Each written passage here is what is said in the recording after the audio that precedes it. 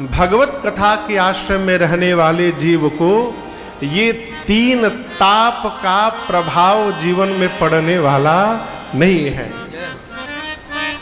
भव यानी संसार के भय से कथा मुक्त कर देती है।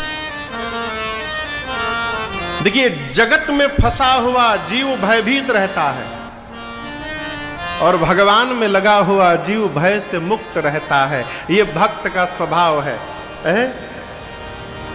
काकभूषुंडी जी कहते हैं, भगवान श्री राम जी की कथा तीनों ताप का शमन करने वाली है और भव के भय को समाप्त करने वाली है। काकभूषुंडी जी कहते हैं, इस कथा को जो जैसे सुने। कई लोग कहते हैं महाराज कथा में ना एकदम शुद्ध मन से होके जाना चाहिए। सही बात है, शुद्ध मन से जाना चाहिए, लेकिन गोस्वामी जी कहते हैं केवल निष्काम भाव से नहीं, जो सकाम भाव से भी कथा में आए, कथा उसका कल्याण करती है।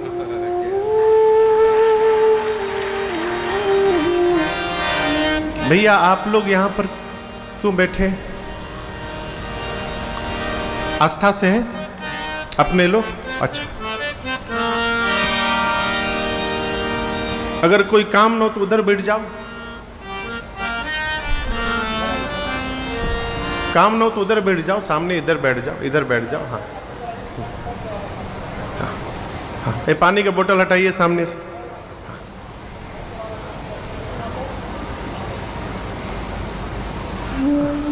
हम जैसे तैसे नहीं गा सकते ना, आगे डिस्टरबेंस होगा तो उलझन होती है हमको। सामने इधर बैठ जाओ, इधर बैठ जाओ। हाँ। किसी भी प्रकार आइए। आज दिन में हम भैया के साथ हम लोग बात कर रहे थे, हम लोगों ने इतने नियम बना दिए हैं माई बाप कि जीव भगवान से दूर हो रहा है। और देखिए, जहां बहुत नियम प्रवेश कर जाता है वहां भैया प्रेम समाप्त हो जाता है। इसलिए प्रेम बना रहे, प्रेम उत्तरोत्तर वृद्धि करता रहे, इसलिए जीवन को सहज रखिए, व्यवहार को सहज रखिए, अपनों में सहजता के साथ उपस्थित रहिए। इस प्रकार जो दूर भी हो गया है, आज नहीं तो कल आपके निकट अवश्य उपस्थित हो जाएगा। भगवान ने भेदभाव नहीं किया, भगवान ने भेदभाव नहीं किया। मेरे रघुनाथ जी जिनकी कथा मैं गा रहा हूं, मेरे रघुनाथ जी एक भीलनी के घर में जाकर उसका जूठा बेर खा लेते हैं। हम कहते हैं कि मेरे घर में दिखाई मत पड़ना, दूर रहो। हम किसकी उपासना कर रहे हो? सहज होइए। क्यों? सहज हो जाना ही जीवन की सबसे दुर्लभ भक्ति है। सहज हो जाना और सरल हो जाना। नवम सरल सब सन छल हीना, मम भरोस ही हर सन दीना। काकभूषुंडी जी कहते हैं, कामना के साथ भी जी आइए। जे सकाम नर सुनहि जे गावहि,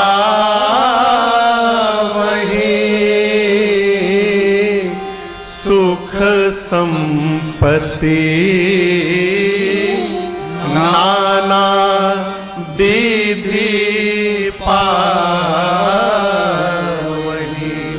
श्री काकभूषुंडी जी कहते हैं, जो मनुष्य सकाम भाव से भी कथा को सुन ले अथवा गा ले, यहां दर्शन करिए, श्रोता के लिए भी कहा गया और कथावाचक के लिए भी कहा गया।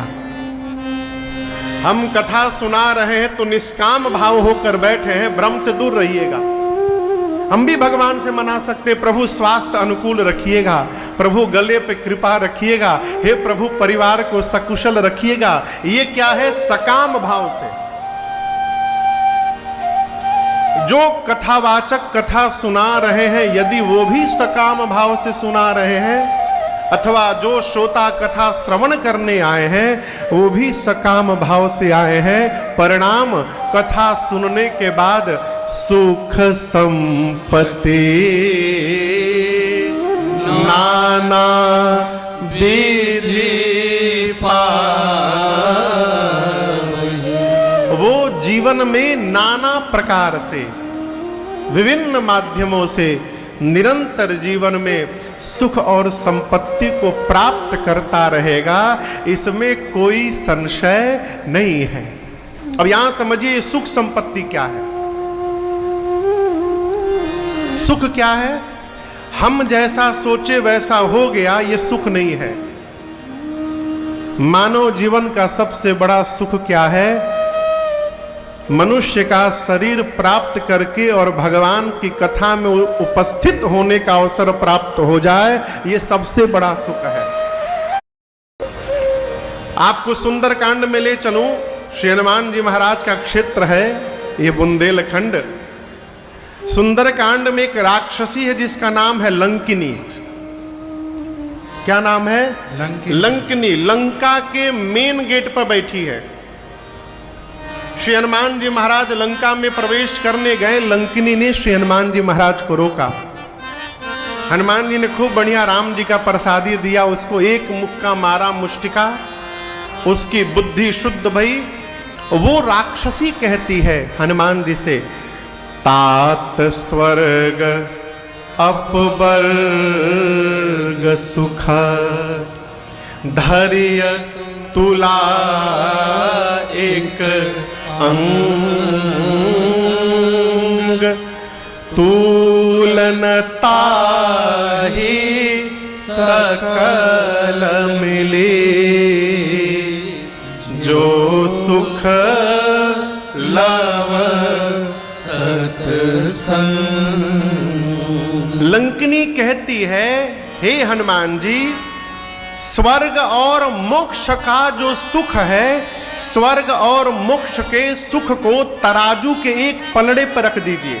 तराजू समझ रहे हैं ना, जिसमें समान वजन करते हैं। एक पलड़े पर स्वर्ग और मोक्ष का सुख रखिए और दूसरे पलड़े पर लव मात्र जीवन में सत्संग प्राप्त हो जाए, उसका सुख रखिए। स्वर्ग और मोक्ष का सुख मिलकर लव मात्र समय के सत्संग के सुख की बराबरी करने वाले नहीं है। ये सत्संग के सुख की महिमा है। यहां गोस्वामी जी कहते हैं कि सुख संपत्ति ना विधि पावही, अर्थात उसे बिना प्रयास किए जीवन में निरंतर सत्संग करने का अवसर प्राप्त होता रहेगा। ये जीवन का सबसे बड़ा सुख है। एक अवसर तो ये आए कि हम घर से बाहर जाकर सत्संग सुने, जैसे आप लोग आए हैं, और एक अवसर उनके लिए भी है जो घर में टीवी पर बैठ के कथा सुन रहे हैं। आप तो यहां चल के कथा सत्संग का लाभ ले रहे हैं, कुछ लोग घर में बैठे बैठे सत्संग का लाभ ले रहे हैं। यही है नाना विधि सुख पावही। भगवान की कथा सुनने और गाने मात्र से जीवन में सदैव सुख वर्धन होता है। इसलिए सत्संग करने का स्वभाव बना रहे।